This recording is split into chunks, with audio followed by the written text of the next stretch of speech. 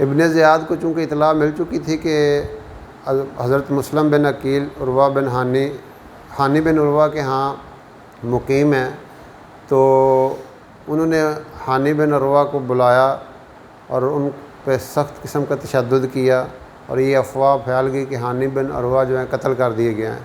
جس کی وجہ سے لوگوں نے ابن زیاد کے مال کا محاصرہ کر لیا۔ حضرت مسلم بن عقیل بھی 4000 ساتھیوں کو لے کے انہوں نے بھی محاصرہ کر لیا، اور جب یہ صورتحال ہوئی تو ابن زیاد نے اپنے چند ساتھیوں کو بھیجا کہ آپ جا کے مذاکرات کریں، سختی کریں یا لالچ دے کر لوگوں کو ان سے چھڑائیں۔ تو پھر کیا ہوا،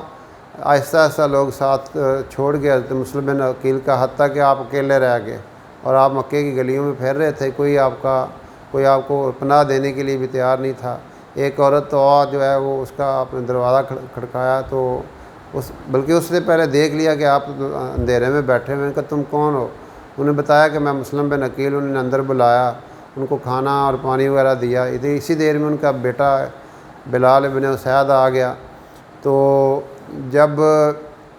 اس ابن زیاد کو پتہ چلا تو اس نے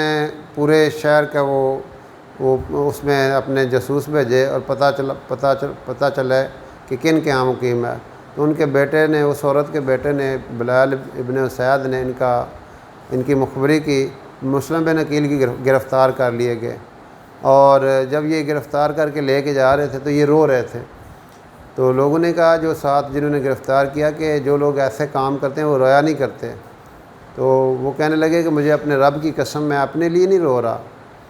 میں اپنی جان کے لیے نہیں رو رہا، بلکہ میں حسین اور آل حسین کے لیے رو رہا ہوں کہ وہ بھی کچھ دنوں تک یہاں پہ آ رہے ہیں اور ان کو بھی قتل کر دیا جائے گا۔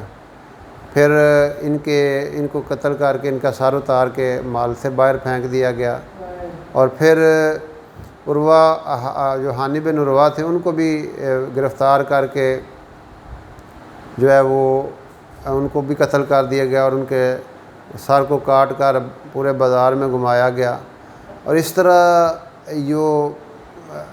جتنے بھی حضرت حسین کی تائید کرنے والے تھے ان کو گرفتار کر لیا گیا، اور اس طرح کر کے ابن زیاد نے پورے کوفے کے اندر یہ حالات پیدا کر لیے کہ جو بھی حضرت حسین کا سپورٹر تھا اور فالور تھا اس کو گرفتار کر لیا اور ان کو سخت سزا دینی شروع کر دی۔